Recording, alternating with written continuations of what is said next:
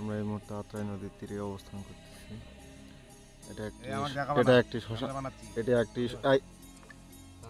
এটি একটি শ্মশানের অংশ বিশেষ। এই মুহূর্তে এখানে একটা পুরাতন দেখা যায়। দেখা যাচ্ছে একটা মেয়ের ছবি। দেখি পুরান দেখি এটা আসলে কি।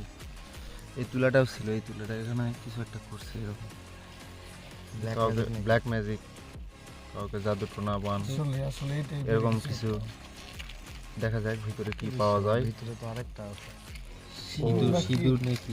কি এটা? কি এটা? খুলেন দিকে। এটা প্রথম স্তর। হ্যাঁ, সর্বনাশ। কি?